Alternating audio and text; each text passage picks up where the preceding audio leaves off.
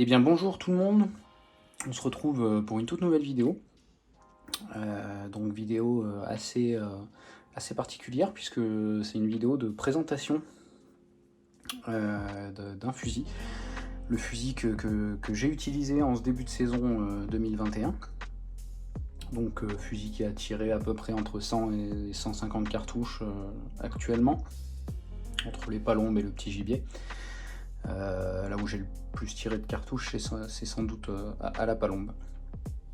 Donc, présentation d'un calibre 20. Voilà, donc pendant des années, j'ai chassé au calibre 12.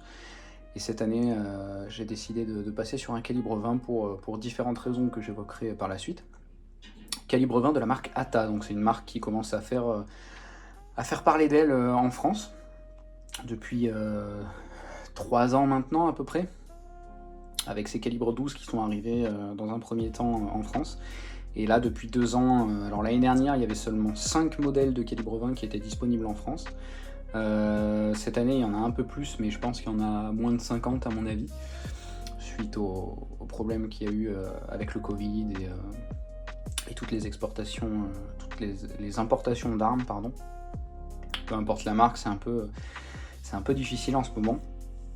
Donc c'est pourquoi je me suis dit pourquoi pas présenter ce fusil, puisqu'il n'y en a pas beaucoup en France et c'est un fusil vraiment chouette quoi.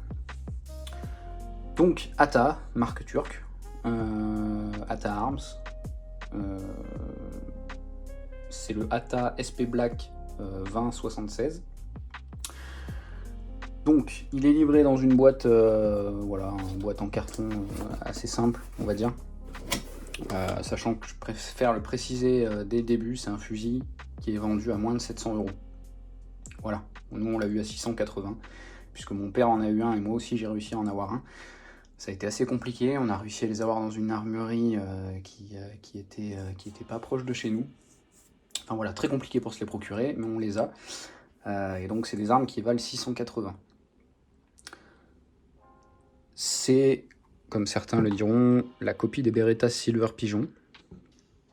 On reviendra au fusil un peu plus tard. Donc dans la boîte, vous avez une petite pochette pour la crosse. Vous avez également une petite pochette pour les canons du fusil. Vous avez une boîte à choc. Donc moi j'ai mis une petite étiquette blanche pour la différencier de celui de mon père. Voilà. Et vous avez normalement, alors moi j'ai dû le ramasser dans l'armoire à fusil, un petit fascicule qui explique à peu près toutes les caractéristiques de l'arme. Vous avez des vues, mince, comment on appelle ça? Enfin des vues hyper détaillées de toutes les pièces mécaniques. J'arrive pas à avoir le terme exact, mais voilà, vous avez toutes les pièces, tout ce qui est relatif aux informations sur l'arme en elle-même. Donc voilà, pour 680 €, voilà ce que vous avez. Donc le carton, je vais le retirer, c'est pas forcément le plus intéressant. Ce qui va nous intéresser, c'est ce petit fusil. Est-ce que je vais réussir à le caler avec la boîte à choc? Ouais. Donc, voilà, un petit fusil à 680 €. Donc d'un point de vue technique, canon de 71, chambré 76, éprouvé billes d'acier et il est Magnum. Donc oui, chambré 76 forcément c'est... Enfin, je sais pas si tous les canons 76 sont Magnum. Je dis peut-être une connerie, j'en sais rien. En tout cas celui-là est Magnum et il est chambré 76. Il me semble que tout ce qui est chambré 76 est forcément Magnum. Peut-être que je dis une sottise, vous pourrez peut-être me reprendre dans les commentaires, mais il me semble. Donc, c'est un fusil qui pèse, donc comme je vous l'ai dit, voilà, canon de 71. Vous avez 5 chocs interchangeables, donc du lisse au full. Donc vous avez le lisse, le quart, le demi, le 3/4 et le full. Voilà, c'est tout basique. Vous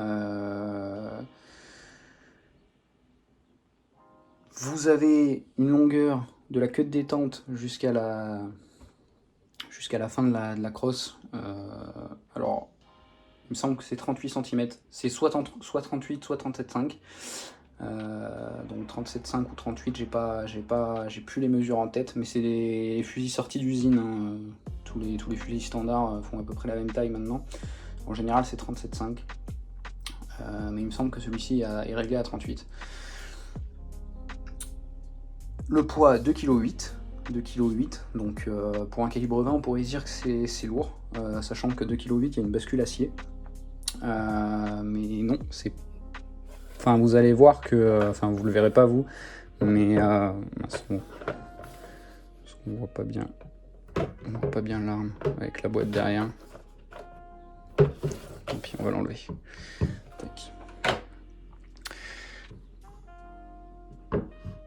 Mais oui, comme je vous le disais, donc c'est une bascule acier en 2,8 kg. Ça n'a absolument rien à voir d'un point de vue équilibre avec un calibre 12 standard. Nous on chasse avec des calibres 12, mon père aussi depuis des années. Le poids standard d'un calibre 12 à l'heure actuelle c'est environ 2,8 kg. Très clairement avec notre calibre 12, on a l'impression d'avoir une pioche maintenant quand on reprend le calibre 12, tellement l'équilibre a été travaillé sur ces calibres 20. Alors c'est pas proprement lié à ATA, hein. C'est vraiment tous les calibres 20 qui ont un équilibre, une prise en main vraiment excellente. C'est ce qui en fait des calibres vraiment chouettes pour la chasse du petit gibier, que ce soit faisan, perdrix, lièvre, et nous particulièrement pour la bécasse. Voilà, vous avez une bascule qui est hyper fine, c'est une bascule, alors oui, ça je vais le préciser, sur beaucoup de calibre 20, vous avez des bascules qui ne sont pas des vraies bascules de calibre 20, ils se basent sur des bascules de calibre 12 et il y a des canons de calibre 20, enfin, ils ajustent le tout et en fait ils trichent un peu. Là c'est vraiment une bascule de calibre 20, donc vous avez la finesse du calibre 20, hein. Je sais pas si vous allez pouvoir bien le voir, mais je fais carrément le tour avec ma main au niveau de la bascule, ce qui fait que vous avez vraiment une super bonne prise en main de l'arme, et c'est vraiment très agréable à la chasse. Il monte super vite à l'épaule. C'est vraiment le jour et la nuit, c'est très compliqué à expliquer. Il faut vraiment le tester pour s'en rendre compte et pour le voir, tout simplement. Mais la prise en main est juste super. Et ça, c'est pas lié à la marque ATA, hein. Je pense que c'est vraiment propre à tous les calibres 20. De ce que j'ai cru comprendre de différents armuriers et de retours armuriers, c'est qu'ils ont, sur les calibres 20, ils ont vraiment fait un travail d'équilibre de l'arme pour justement faire en sorte que ça soit des armes hyper agréables pour le petit gibier. On appelait ça d'ailleurs, enfin c'est toujours un peu le cas, les fusils de femmes, parce que c'est des fusils qui sont tellement bien équilibrés qu'on a l'impression que par rapport à un calibre 12 qui pourrait faire 2,8 kg, et ben ce fusil là ferait 2,5 kg, 2,6 kg, alors que non, il fait exactement le même poids. Donc voilà. Au niveau de l'arme, pour la bascule, donc voilà, on va pas se mentir, on est très proche de la forme d'un Beretta Silver Pigeon. Au niveau de la fermeture, donc il est assez raide comme il est neuf, mais je vous laisse regarder, hein. Voilà, ça ferme relativement bien. La qualité est assez bluffante. Alors après, dans le temps, est-ce que ça va tenir? C'est trop tôt pour en parler, mais voilà, la fermeture est vraiment... c'est assez impressionnant, pour le coup. C'est assez impressionnant pour un fusil à 680 €. Encore une fois, j'insiste dessus, mais... c'est complètement bluffant. On se demande où est le petit le vis caché. Très honnêtement, c'est ce que ça nous a fait au début. Mais pour le moment, on n'en voit pas. Alors, mis à part, je vais vous parler d'un petit souci que nous on a eu. Donc, pour retirer la longuette, je vais vous le démonter. Pour retirer la longuette, c'est le petit clapet ici. Hop. Voilà, c'est... Tac. Pas forcément facile avec la caméra.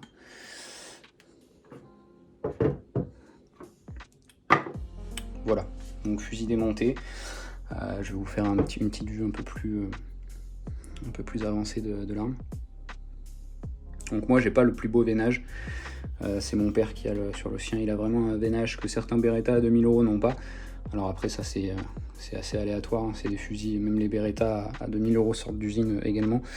Et donc pour avoir un beau bois, après vous avez les bois en fonction des grades, ce qui fait que le prix de l'arme varie. Mais on va dire sur une arme standard, que ce soit Beretta ou toute autre marque, les bois sont vraiment pas moches. Moi j'ai juste sur le mien cette décoloration à ce niveau-là. Je pense qu'on était sur le bord d'un alors c'est du noyer turc. Donc voilà, mais on peut voir que la partie haute du fusil est vraiment sympa quand même. Est vraiment sympa. C'est juste cette décoloration qui fait un peu. Ça rend le fusil assez unique. Je préfère ça que d'avoir un bois hyper basique. Après ça c'est les goûts et les avis de chacun, mais voilà. Pour ce qui est du canon, je vais vous montrer un peu plus la partie mécanique. Donc on a bien évidemment les éjecteurs, ça j'en ai pas parlé. Éjecteurs qui fonctionnent très très bien de ce qu'on a pu en voir pour le moment. Après on va dire que le plus gros de la saison de chasse est passé pour nous, parce que maintenant on va attaquer la bécasse, donc on a tiré le plus gros des cartouches. Pour le moment on n'a aucun souci d'un point de vue mécanique. Oui, c'est ça que je voulais vous montrer. On a également l'inverseur. Donc la position sécurité, on va vers la gauche, on monte. Deuxième coup qui part en premier. Enfin, canon du haut. On redescend en position sécurité, on passe à droite et on remonte. Enfin voilà, un inverseur, tout ce qu'il y a de plus classique, on va dire. Voilà. Pour ce qui est de l'arme en elle-même, un point très intéressant, c'est qu'on s'est rendu compte, alors on pourra échanger dans les commentaires avec ceux que ça intéresse, entre les différentes gerbes, du passage du calibre 12 au calibre 20, on s'est rendu compte avec étonnement qu'au final les gerbes sont peut-être pas aussi larges qu'un calibre 12, mais pas bien loin. Et ce qui fait que nous qui chassait en quart 3/4 avec nos calibres 12, on s'est rendu compte qu'avec notre calibre 20 on allait beaucoup moins loin, et que donc du coup ce qu'on a fait c'est qu'on blessait, on a beaucoup blessé en début de saison, et bon ça nous plaisait pas vraiment. Du coup on a cherché à comprendre pourquoi. Et on a donc ciblé les fusils. Et on s'est rendu compte que au final notre gerbe avait énormément de trous à distance égale qu'on tire avec un calibre 12. Et c'est assez compréhensif parce qu'en fait je pense qu'on a à peu près la même largeur de gerbe, mais pas la même gerbe utile. C'est-à-dire gerbe utile c'est une gerbe où il n'y a pas de trou, à l'intérieur, et c'est vraiment une gerbe dense au niveau des plombs. Ce qui peut être normal puisqu'on tire avec des charges légèrement plus élevées avec du calibre 12, comme des 36 grammes pour le pigeon par exemple. Tandis que là on est sur 28 grammes de plomb, donc 28 grammes de plomb à distance égale, forcément on peut pas avoir la même répartition, c'est impossible. Ce qui fait que pour des distances entre 40 et 50 mètres, ce qui commence à faire 40 et 50 vrais mètres, hein, ça commence à faire des distances vraiment, on va dire, c'est les distances maximales de tir, hein, faut pas tirer au-dessus, ça n'a pas de sens, hormis si on veut blesser les animaux. Mais du coup, on a été obligé de monter d'un cran au niveau des chocs, donc de quart 3/4 passer à demi 3/4 ou même voire demi-full. Et on s'est rendu compte qu'on obtenait les mêmes résultats, sauf que nos gerbes étaient bien évidemment, comme on changeait de choc, c'était beaucoup plus serré, mais on retrouvait la densité de gerbe qu'on avait avec nos chocs plus ouverts sur le 12. Tout simplement, ce qui fait que c'est la différence de charge de plomb entre les cartouches des deux calibres, ce qui peut être assez logique. Après nous, ce qu'on a fait, c'est que du coup on cherchait un peu la polyvalence, pouvoir tirer de 20 jusqu'à 50 mètres grand maximum, et on a vu que beaucoup utilisaient des chocs externes, et on s'est renseigné sur les chocs externes ATA, etc. Ils en font pas pour le moment, de ce que j'ai cru comprendre. Mais la bonne nouvelle, c'est que l'arme est tellement bien copiée des Beretta, c'est que c'est le même filetage au niveau des chocs qu'un Beretta Silver Pigeon par exemple. Mobile Shock, attention. De ce que j'ai cru comprendre, seuls les Mobile Shock Beretta calibre 20 sont compatibles sur les ATA. Donc ce qu'on a fait nous, c'est que tout simplement... alors j'étais pas confiant, hein, je vous avoue, quand je les ai commandés, parce qu'il y en a quand même pour 80 € des deux chocs. Ce qui n'est pas forcément excessif pour des chocs, mais s'ils n'étaient pas compatibles, ça m'aurait un peu dérangé. Mais là, on a les Victory Shock de chez Beretta, les Victory Mobile Shock en calibre 20, demi et 3/4. Donc, je vais vous en démonter un pour vous montrer le... Alors, attendez, parce que je l'ai serré.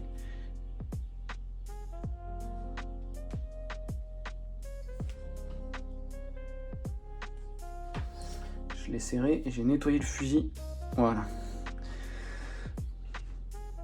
Donc voilà, je vais vous dévisser le demi pour vous montrer. Voilà, je force pas du tout quoi. C'est vraiment le même pas de. Voilà le choc.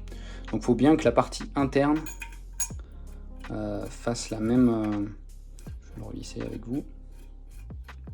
C'est vraiment pour vous montrer la compatibilité et c'est ce qui m'a le plus bluffé quoi. J'avais du mal à y croire et donc on l'a bien serré. Hop. C'est assez bluffant. Donc ce qui fait qu'on a gagné en portée. On a dû. Là c'est des chocs plus 25, donc 2,5 cm. J'ai gagné à peu près en portée entre 5 et 10 mètres maximum. C'est difficile à identifier, mais à 45 pas, donc 45 pas, ça fait bien 45 bons mètres. Avec du 6 sur le choc 3/4. J'ai une belle gerbe, du 628 grammes. J'ai une gerbe, on va dire, utile sur toute la largeur. Donc après, bien sûr, si un animal vient se trouver sur un bord de gerbe, bah là, s'il prend un plomb ou deux, voilà, si on est vraiment sur le bord de gerbe, peu importe la gerbe, peu importe le calibre, bord de gerbe, ça pardonne pas, hein, c'est un animal qui peut être blessé. Mais voilà, c'est assez bluffant, on peut monter des chocs Beretta dessus. Donc pour ceux que ça intéresse, c'est les chocs Beretta Mobile Shock. Je sais qu'il y a les Optima Shock de chez Beretta. Il me semble que les Optima Shock sont beaucoup plus grands à l'intérieur du canon. Ceux-là, je ne sais pas du tout s'ils sont compatibles. Je sais que la plupart des armuriers que j'ai contactés avant l'achat m'ont indiqué qu'ils n'étaient vraiment pas sûrs eux non plus. Donc voilà, c'est un de mes armuriers qui a appelé directement son fournisseur ATA et ATA leur ont bien confirmé que les chocs Beretta se montaient, les Mobile Shock Beretta se montaient dessus. Donc moi j'ai pris les Victory Shock. Je sais que Gemini en font aussi, Gemini qui sont sans doute meilleurs que les Beretta. C'est des chocs qui sont troués, enfin ils sont ventilés, terme exact.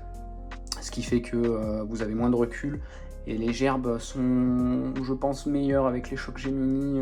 Après c'est difficile, hein, j'ai pas différents chocs, mais ils sont un peu plus chers et on me les avait plus conseillés. Mais moi je voulais vraiment tester et être sûr que ça soit compatible. Faire une année avec les Victory et pourquoi pas avec les Victory de chez Beretta. Avoir la qualité Beretta en choc. Et vraiment voir après par la suite. Je sais qu'il y a les Kicksmoke aussi qui en font, qui sont des chocs qui valent un sacré montant. Donc voilà, je voulais tester avant ça. Donc chocs Beretta qui sont fournis voilà, dans les... Donc là c'est les chocs internes ATA. Mais voilà, les chocs Beretta sont fournis dedans. Donc voilà, fusil assez bluffant. Pour synthétiser un peu la vidéo, parce que là ça dure 19 minutes, ça commence à devenir un peu long, mais niveau rapport qualité-prix, je pense que c'est imbattable. On a juste eu un petit souci, le seul petit souci qu'on a eu vraiment, et encore c'est peut-être notre faute, c'est que le jour d'ouverture, de 8h du matin à 18h, j'ai jamais vu ça, il a plu non-stop, et nous, bien évidemment, on a fait l'ouverture c'est la tradition, hein, obligé d'y être. Donc on a vraiment été sous la flotte non-stop, juste une pause d'1h30 entre midi et 2. Et comme c'est un fusil turc, on pense que en Turquie il pleut beaucoup moins, et comme c'est des fusils qui sont produits en Turquie, il passe peut-être même un peu moins de protection au niveau des bois, au niveau de l'étanchéité. Et comme le flingue a pris une journée de flotte dans la tronche, même sur des fusils haut de gamme, hein, ça peut arriver, ce genre de choses. Alors c'est moins risqué, mais ça peut quand même arriver. Les ports du bois se sont légèrement ouverts, parce le bois n'était pas assez nourri. Ce qui fait que quand le fusil a séché, les ports du bois se sont ouverts. Donc on l'a fait faire une fois, on a légèrement frotté avec du papier à poncer en 0,6 grains, avec de l'huile de lin dans le sens du fil du bois. Ça a nettement corrigé, enfin il y avait plus, le bois était hyper lisse. Et donc derrière, après bien passer des couches d'huile de lin pour rajouter une petite couche de protection sur le bois et bien l'imbiber. Et puis il n'y a pas de souci, si jamais vous en achetez un, que ce soit en calibre 12 ou calibre 20, bon déjà c'est très rare de se prendre 8 heures à 18 heures de flotte et d'aller à la chasse, parce que quand on se prend autant de flotte en une journée, en général on n'y va pas toute la journée. Mais là c'était l'ouverture, donc on a voulu en profiter. Donc c'est pourquoi si jamais vous achetez un calibre 12 ou un calibre 20, avant toute première sortie, vous passez 1, 2, 3, 4 couches d'huile de lin avant de le sortir. Vous le laissez bien, vous le badigeonnez bien, vous le laissez boire, et puis il n'y aura pas de problème pour les autres sorties. Voilà. Après nous on a eu les toutes premières générations de calibre 20. Donc les premiers modèles sont jamais les meilleurs, il y a toujours des défauts de fabrication, peu importe le domaine. Est-ce que c'est lié à ça? Est-ce que c'est lié aux fusils turcs qui sont légèrement moins traités au niveau du bois parce qu'il pleut quasiment jamais en Turquie? Je ne saurais pas trouver de réponse. Mais voilà. Je pense que pour cette année, ça va être compliqué d'en trouver. En calibre 12, la marque fait vraiment parler d'elle parce que vous avez vraiment... Enfin, j'insiste encore une fois, hein, pour moins de 700 €, vous avez un qualité... Ça serait une marque italienne, ça serait un fusil qui serait vendu entre 1000 et 1200 €, quoi. C'est pour vous dire à quel point les fusils marchent. Nos armuriers qu'on a pu contacter, ils en vendent de plus en plus. Les gens en sont super contents. Vous avez vraiment des petits fusils hyper sympas pour un prix vraiment dérisoire, avec une qualité derrière. Moi-même, j'avais un fusil turc avant en calibre 12, c'était un Country. Donc la différence de gamme, et ça n'a rien à voir. Un Country que j'avais payé 559. Bon, qui est solide, hein, c'est hyper robuste, enfin, moi j'ai pas eu de soucis avec, mais c'est hyper sobre, on peut pas faire plus basique. Et la qualité, franchement, on a l'impression vraiment d'être sur un fusil Beretta, hein, honnêtement. Enfin, la bascule. Alors la bascule acier, si vous lui mettez trop de branches dans la gueule, je pense qu'au bout d'un moment, ça me fera quelques griffures. Bon là, il y a des taches d'huile, je viens de le nettoyer. Mais si vous en prenez assez soin et que vous le nettoyez à chaque sortie, il n'y a vraiment pas de souci. De toute façon, toute arme doit être nettoyée à chaque sortie. Mais voilà, vous avez vraiment un fusil qui ressemble comme 2 gouttes d'eau au Beretta Silver Pigeon. Vous montez les chocs Beretta dessus, donc si vous avez envie d'aller à la palombe avec et tirer à des distances un peu plus importantes, vous savez que les mobiles chocs Beretta en calibre 20 se montent dessus. Donc il n'y a aucun souci, hein, il y a des rallonges en plus 20, plus 50. Vous pouvez vraiment vous faire plaisir dessus. Peu importe la marque, hein, tant que c'est compatible Mobile Shock Beretta, tant que c'est le Mobile Shock System et que c'est de la marque et que c'est pour Beretta, il n'y a pas de problème, vous pourrez les monter dessus. Donc voilà, vraiment un petit fusil hyper chouette qui, je pense, à la bécase va être super intéressant pour nous, puisque c'est principalement pour ça qu'on les a achetés, hein, pour la maniabilité dans le bois, malgré les canons de 71 cm. Mais 71, ça offre la polyvalence pour aller au pigeon en début d'année, un peu au perdreau en plaine, etc. Le lièvre, des fois vous tirez à des distances à 30-35 mètres, et avec un canon de 61 par exemple, ou 66, c'est un peu light. À la bécasse, si c'est uniquement pour la bécasse, c'est super, mais sinon, par rapport à la densité de plomb dans les gerbes, ce qu'on a pu voir, la différence entre le calibre 12 et le calibre 20, c'est pour ça d'ailleurs que le calibre 20, on dit toujours que ça sert plus et que c'est plus compliqué. C'est pas que ça sert plus, c'est qu'on est obligé de monter sur des chocs qui serrent plus, c'est-à-dire que par rapport à nos chocs qu'on utilise sur le calibre 12, ça va être plus 1.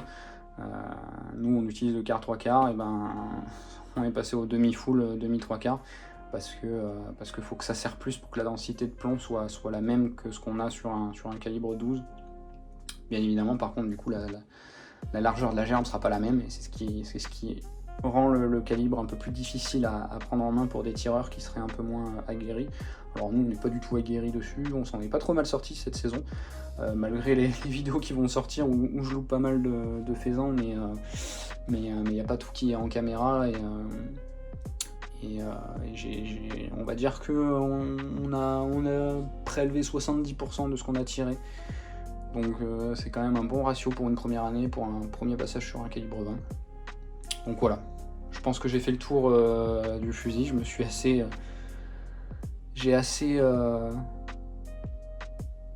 j'en ai assez parlé, je pense, à 25 minutes, ça commence à faire déjà.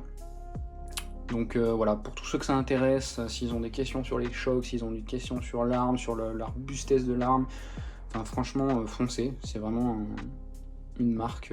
Alors bon, ça fait pas du... Vous égalerez jamais la qualité de canon Beretta, hein, ça j'en doute pas, pour tous les puristes, et puis même Beretta c'est vraiment des armes superbes, mais je pense que le prix des derniers Beretta ne sont pas forcément justifiés avec ce qu'on peut avoir là pour des jeunes chasseurs par exemple. Avec un budget de moins de 1000 €, vous avez un fusil vraiment... Enfin, c'est un fusil génial honnêtement, hein, que si vous en prenez soin, il n'y aura pas un pet de jeu dessus, je pense pas. Nous, on a beaucoup questionné d'autres chasseurs qui avaient ces calibres là et qui depuis 2-3 ans ont calibre 12. Ils n'ont jamais eu un souci, et pourtant ils avalent de la douille. Même pour le trap, il y en a qui se mettent à utiliser les ATA, parce qu'ils ont des versions en calibre 12 pour le trap. Et il n'y a pas un pet de jeu, hein. Ça s'en vend de plus en plus, on en voit de plus en plus en France. Et malheureusement pour Beretta, on va dire que c'est pas une bonne nouvelle. Mais bien évidemment, ça ne vaudra jamais un Beretta. Ça c'est sûr et certain. Si jamais vous avez les moyens de pouvoir vous acheter un beau fusil, un beau Beretta, dans ce cas-là, il vaut mieux partir directement sur un Beretta. Mais si vous avez un budget assez moyen et que vous voulez tester le calibre, hein, parce que nous aussi on voulait plus ou moins tester le calibre, on savait pas si ça allait nous plaire. Et honnêtement, je pense qu'on ne repassera plus jamais sur un calibre 12. Juste pour la maniabilité de l'arme, le monter à l'épaule, le poids qui n'a rien à voir, même si c'est le même, ça n'a rien à voir sur la prise en main de l'arme. Je vous invite à tester si vous avez l'occasion de prendre un 12 et un 20 dans les mains. À poids égal, vous allez voir la différence, c'est vraiment bluffant. Voilà, je vais mettre un terme à la vidéo. Si jamais vous avez des questions, vous pouvez m'en poser via l'espace commentaire, j'y répondrai sans aucun problème. Et puis je pense que vous verrez toutes les actions de chasse, les différentes actions de chasse qui vont arriver sur la chaîne, ça sera certainement avec ce fusil là cette année. Donc voilà, n'hésitez pas à poser vos questions si vous en avez, et puis sinon on se retrouve pour les prochaines vidéos.